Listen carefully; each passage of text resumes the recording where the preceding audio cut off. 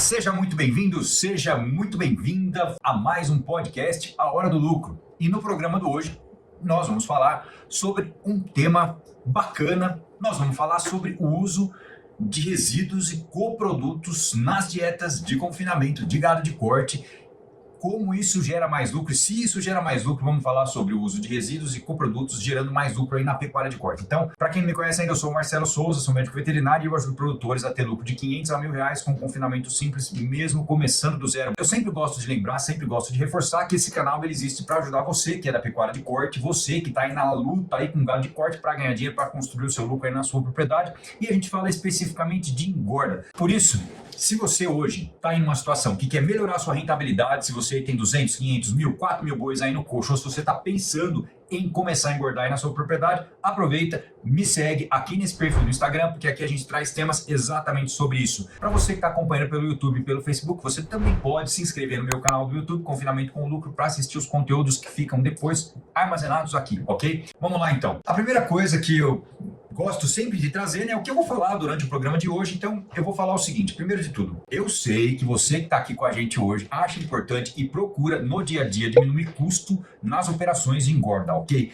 É importante isso. Eu estava hoje na internet, assim, né, procurando algumas coisas, e eu vi alguém dizendo assim: a grande novidade da pecuária, grande novidade, um grande conhecimento da pecuária, que é o truque aí, vamos dizer assim, é que precisa se reduzir custos. Bom, a gente sabe que reduzir custo é uma realidade em situações que são apertadas, como, por exemplo, na carne, que é uma commodity, isso é uma realidade. O Miguel, que está aqui com a gente, ele sempre traz esse conceito: Marcelo, precisamos achar uma coisa melhor, precisamos reduzir o custo, cortar custo é igual cortar unha, tem que cortar sempre, tá cortando custo. E você que nunca fez, também é importante entender que vai precisar olhar com cuidado para os custos, porque nós estamos falando de commodity, certo? Acontece o seguinte: eu preciso te dizer hoje que existe uma armadilha aí, e que muita gente quer que você caia nessa armadilha, e que muita gente que é experiente ainda pode cair nessa armadilha, que é a armadilha do barato ser caro, sair caro. Como é que funciona isso? Funciona assim: passa alguém na sua porta aí, ou um amigo fala lá no grupo do WhatsApp, ou um amigo lá do leilão, na mesa do leilão, tem uma novidade, tem um produto que chegou, enfim.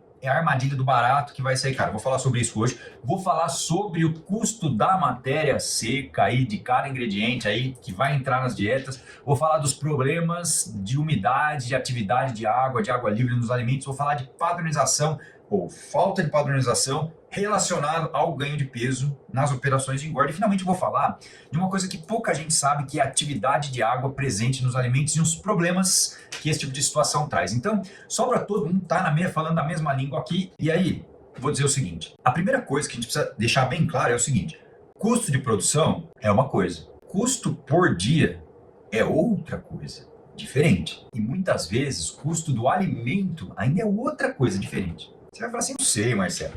Se eu já sei que eu tenho que olhar para o custo global, que eu tenho que calcular o valor que eu gasto ou que eu invisto para engordar uma arroba, isso daí eu já sei, Marcelo. Estou ciente disso. Mas acontece que o seu João, mesmo estando ciente disso, de vez em quando cai na tentação, procura alguma coisa aí e às vezes esse tiro pode sair pela culatra. Bom, a primeira coisa quando a gente fala em barato ou caro, veja bem, custo de matéria seca. O que é isso, Marcelo? Ah, não, eu sei, Marcelo, já sei o que é isso. Tá, você sabe, mas vamos conferir a conta só. Você que sabe, então você que não sabe, eu vou explicar. Vamos fazer essa conta junto. Então, se eu tenho um silo de milho, ou melhor, se você não tem um silo de milho e vai comprar no mercado, vamos supor que você precisou comprar um silo e pagou R$450 a tonelada do silo. Então, R$450 custa uma tonelada de silagem de milho. E vamos supor que essa silagem é boa, que ela foi bem feita, ok? Maravilha. E aí, como é que é essa conta, Marcelo? Me ensina essa conta para saber a matéria seca. 70% dessa tonelada de silo de milho é água, H2O, água, porque a silagem tem 30% de matéria seca. Mas isso é elementar, Marcelo, isso é óbvio, é evidente, eu sei disso já. Talvez você saiba. Então, como é que é a conta para você saber quanto custa uma tonelada de matéria seca do silo de milho? Nossa, Marcelo, agora complicou. Isso daí que você está falando aí, vou explicar, calma, é simples. Porque se em uma tonelada você tem 700 kg de água e 300 kg de matéria seca, de massa seca, saiba que é essa massa seca aqui que gera o ganho de peso. A água que está no alimento não gera. É como se fosse uma canja. Se você pegar a canja e espremer ela, passar no coador, a água que soltou ali tem os sais minerais, tem um pouquinho de gordura que soltou, mas, né, água, ela não gera ganho de peso. O arroz e o frango que ficou no coador, sim, mas a maior parte era água. Então, Pega os R$ 450 que você pagou para comprar uma tonelada de silo. Presta atenção nessa conta, anota aí, hein? Pega os R$ 450, divide por 0,3. Por que você está dividindo por 0,3? Porque ela tem 30% de matéria seca. 30% é igual a 0,3. Você pode fazer dos dois jeitos na calculadora. Então vai lá, R$ 450 dividido por 0,3 ou dividido por 30% dá R$ 1.500. R$ 1.500 uma tonelada de matéria seca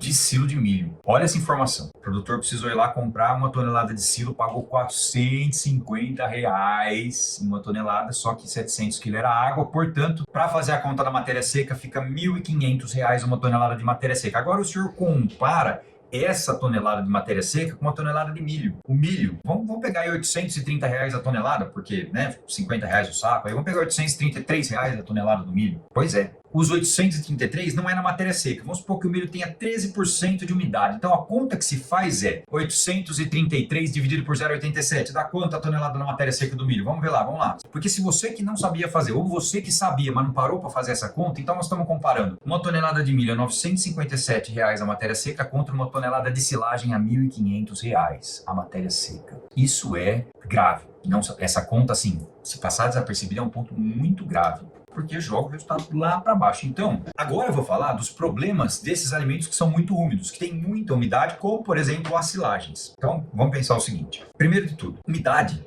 no capim, volumoso, muita água. Casca de resíduo de laranja, casca de laranja úmida, bagaço de laranja, tem muito confinamento usando aí, tem muita água. Resíduo úmido de cervejaria, muita água, famosa cevada. Quem já não tirou leite com cevada, né? Quem já tirou leite já sabe que é cevada. E os problemas desses alimentos que são muito úmidos é que eles levam um complicador fortíssimo para dentro do seu confinamento. Se você não tem um confinamento para dentro do coxo da engorda da sua fazenda, então você tem a fazenda, você quer engordar um gado lá, tá lá com a fazenda, maravilha. E aí você vai fazer uma nutrição para esses animais, e aí a base dessa nutrição é o volumoso picado, ou um resíduo de laranja, porque é barato, resíduo de laranja, certo? Muito barato. Um resíduo úmido de cervejaria, que também é muito barato. E eu não estou falando da polpa cítrica pelletizada, eu estou falando da casca de laranja, que tem muita água mesmo, baixíssima matéria seca, né? Então, alguns alimentos que entram na dieta e que te trazem alguns problemas. Eu vou falar só de um problema deles, que é a variação de qualidade nutricional, porque essa qualidade nutricional ela vai levar ao ganho de peso. Então, por exemplo, vamos pegar o capiaçu. Barato produzir o capiaçu. É bem barato. Maravilha. Então, a nossa ideia vai ser colocar bastante capiaçu no coxo. E se você tem uma capineira e está cortando ele e servindo na hora, você não está ensilado, você cortou uma rua hoje, aí chegou no final, foi na outra rua. Em cada momento do confinamento ou da engorda no coxo, você vai dando um capim que ele tem mais talo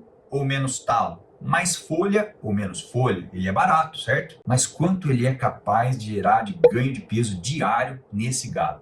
Eu vou voltar a falar disso mais para frente. Fica aqui com a gente. Então, falando dos resíduos de umidade, de alta umidade, por exemplo, como o resíduo úmido de cervejaria, que costuma custar barato, mas se você não fizer a conta da matéria seca, é um tiro pela culatra. Só está olhando o valor da tonelada, mas de repente ele pode ter 25 de matéria seca. E a cevada varia demais. Eu já analisei muita cevada em confinamento e varia demais. Então, é uma informação que você tem que saber. Só que para saber essa informação, você tem que fazer a matéria seca na fazenda. Pelo menos uma vez por semana, ou duas. Quem faz profissionalmente faz todo dia. Porque ajusta esse trato com base na matéria seca, entendeu? Então, uma vez que nós vamos precisar fazer a conta em cima da matéria seca para conseguir nutrir esses animais, porque não adianta a gente fazer um sistema, ou melhor, não adianta você se matar de trabalhar e botar comida no coxo e o gado estar alimentado, porém chegar no final não fechou a conta. Porém chegar no final ele não deu o rendimento de carcaça necessário para botar dinheiro no seu bolso. Então, o número de arrobas que vai ser produzido lá na frente está relacionado ao lucro que você vai ter. Muitas vezes a gente acaba fazendo ajustes que são intuitivos pelo custo, mas sem olhar aonde essa dieta vai te levar em termos de ganho de peso e dias de coxa. Então, esses alimentos que têm muita água, cada dia você pode estar colocando uma quantidade diferente de matéria seca no seu confinamento. Isso daí dificulta, pode até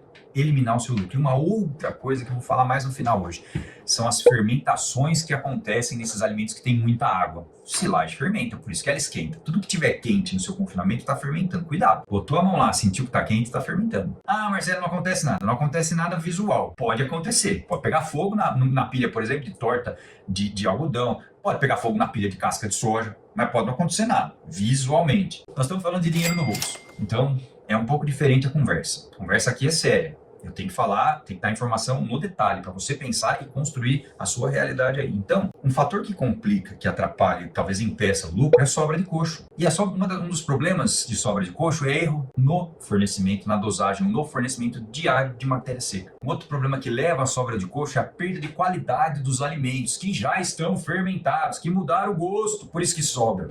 Além de mudar o gosto, ainda tem menos energia para que esses bois convertam esta energia do alimento em ganho de peso. Pensa comigo, nós estamos transformando a energia do sol em alimento, energia do alimento em ganho de peso, certo? Portanto, é muito importante que esse alimento ele tenha qualidade, senão, olha, pode não dar problema, mas aí para dar lucro é outra história. Ah, Marcelo, tá bom, eu entendi, já entendi o que você falou, mas acontece o seguinte, esses resíduos são muito mais baratos, mas muito mais baratos mesmo do que eu tenho aqui em volta. Bom, primeiro você já aprendeu a fazer a conta da matéria seca, vai ver se é mais barato mesmo, primeira coisa, compara matéria seca com matéria seca, ok? Maravilha. Agora é normal a gente pensar e ter a tentação de buscar essa redução de custo no dia, é normal, nós pensamos assim, nós seres humanos somos assim, é normal, mas qual que é o problema então, por exemplo, de você fazer um trato com muito capiaçu e um pouquinho de ração? Eu vou falar de dois. O primeiro é que muito capiaçu acaba, por exemplo, reduzindo a capacidade de ganho de peso desse animal, ou seja, este animal vai ter um ganho de peso menor. E o segundo, colocar uma ração comercial em cima ou um farelo, dificilmente vai chegar num balanceamento bom para dar um bom ganho de peso. Um trato desse pode dar 1 kg, 1,2 kg, um pouco mais, talvez dependendo do animal, ou pode não dar nem isso. E a pior notícia lá no final do confinamento é quando você vende esses animais e o rendimento de carcaça é baixo. Por quê? Porque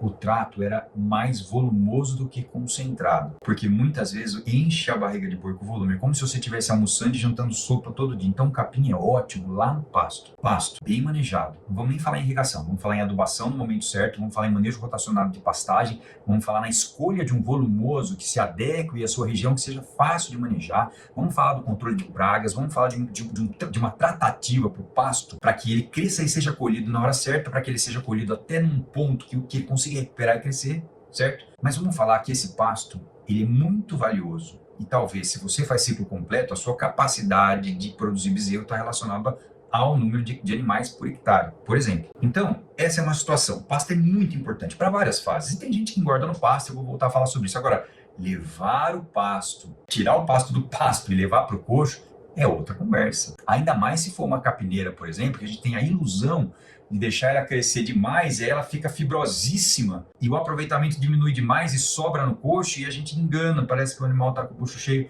e lá no final o resultado não vai ser positivo. Então o problema das dietas que tem muito volumoso ou dietas com muito resíduo, quando a gente procura só o custo dela, custo, e eu disse que é natural fazer isso, mas agora você sabe, você consegue acrescentar essa informação no momento de escolher. Então o problema dessas dietas é que o desempenho é baixo, muitas vezes mais baixo do que a linha do lucro. Demora para você terminar esse animal, entregar ele terminado e lá no final ele não vai ter rendimento de carcaça. O confinamento é a Fórmula 1. O motor do boi é o rumen. A gasolina é o que você bota para dentro. É a hora da corrida, não é kart, nem estocar, nem racha de rua. É Fórmula 1. É o menor tempo possível para ter o melhor desempenho possível com a menor variação de combustível, por exemplo, que é a variação de comida. Porque quando a gente fala em falta de padronização, e é normal, né? Pensa o seguinte, ó, você já pensou se você conseguisse tratar boi igual frango de granja? Ou seja, 45 dias um frango está pronto. Por exemplo, não sei se já evoluiu isso, mas enfim, 45 dias um frango está pronto. 110 dias o meu boi está pronto. O ganho de peso dele vai ser 1,7 kg por dia. Maravilha. Ele vai consumir tantos quilos de ração nesses 110 dias. Eu vou precisar de R$ 1.500, só um exemplo, no número,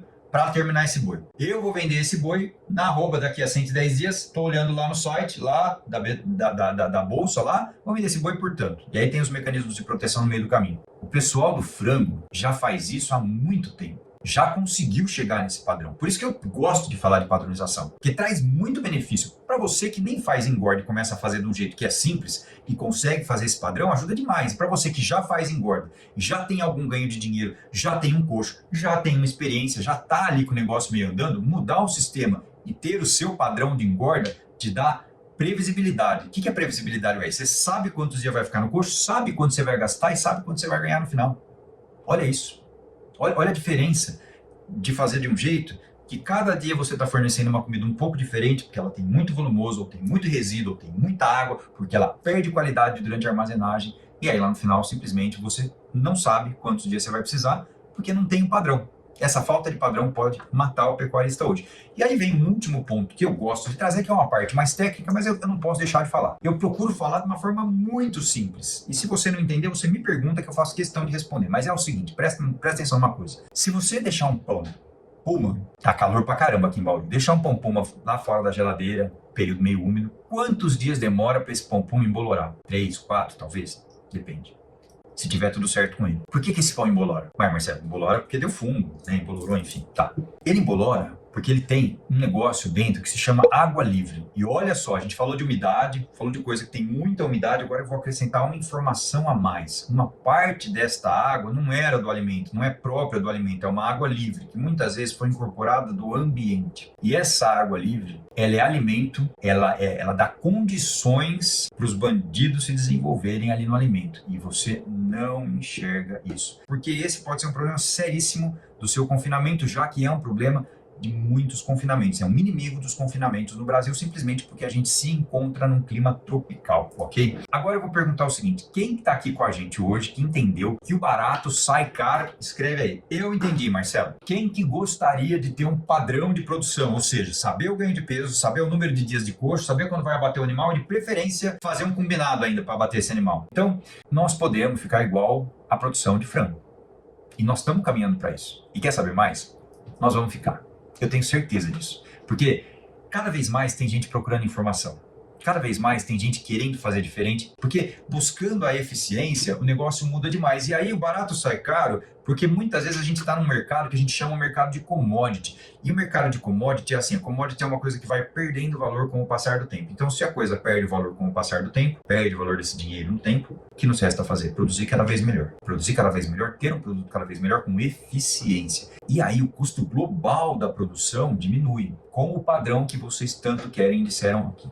Nós estamos buscando reduzir o custo da arroba engordada. Então, se você conhece alguém que está buscando uma forma de ganhar mais dinheiro com confinamento, fique à vontade, compartilha esse vídeo com ele, porque assim você ajuda ele também.